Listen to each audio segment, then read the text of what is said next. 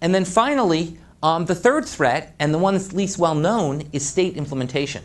This legislation puts enormous power in the hands of states to implement healthcare reform. Once again, another myth about healthcare reform. This is not a federal takeover. There's a huge role for states to actually run these exchanges and decide how people get health insurance in these states. But states have to take up that challenge. It's a challenge, it's a lot of work, and states need to be willing to take up that challenge and really fairly implement this law. So that's really the third threat, is that states won't do that. Yeah? You mentioned health information exchanges for the states, and it's my understanding that if states don't provide them, then the federal government will provide them for the state. Yeah, so these health insurance exchanges, once again, you go on mahealthconnector.org and see ours in Massachusetts, will be these new shopping places, and they'll be the place that people go to get their subsidies for health insurance.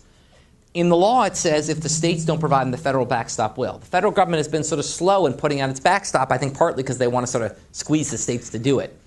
I think what's important to remember politically about this is if you're a state and you don't set up an exchange, that means your citizens don't get their tax credits. But your citizens still pay the taxes that support this bill. So you're essentially saying to your citizens, you're going to pay all the taxes to help all the other states in the country. I hope that that's a blatant enough political reality that states will get their act together and realize there are billions of dollars at stake here in setting up these exchanges, and that they'll do it.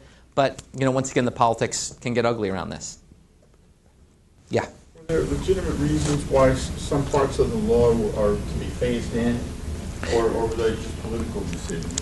50% legitimate, 50% political. So the legitimate reason is these exchanges are really hard to set up. I mean, basically, we worked in Massachusetts incredibly hard, incredibly radically, and did it in a year.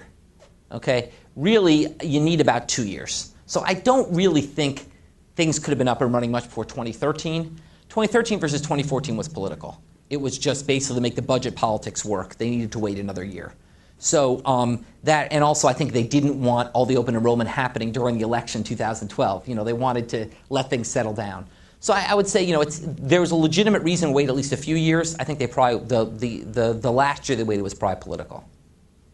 But it seems to me that the bill is actually trying to fix the crumbling building, because they're mandating that small businesses would provide insurance. They give them some kind of tax credit. So they're still trying to bundle it even more in a way.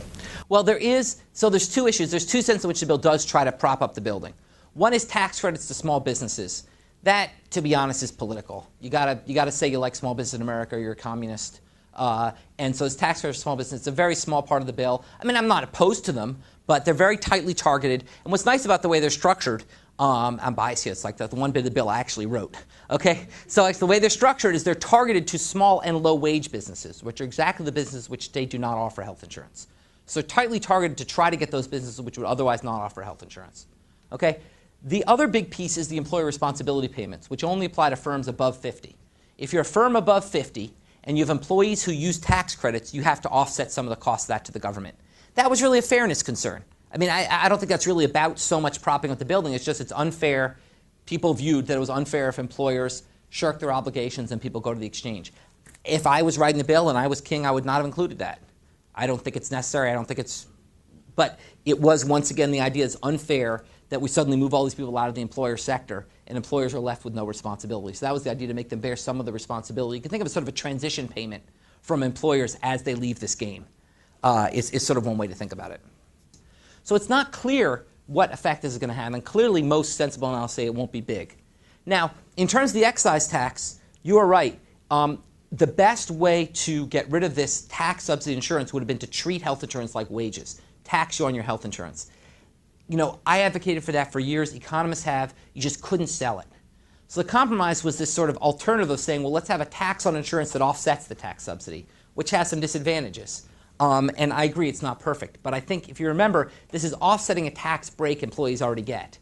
And if at the end it caused a few employers less to offer health insurance, that's not the end of the world. I mean, the truth is, look, when it comes to this question, it's not clear why we even want employers in this game. They're in this game. If they suddenly all left, that would be financially very costly for the system.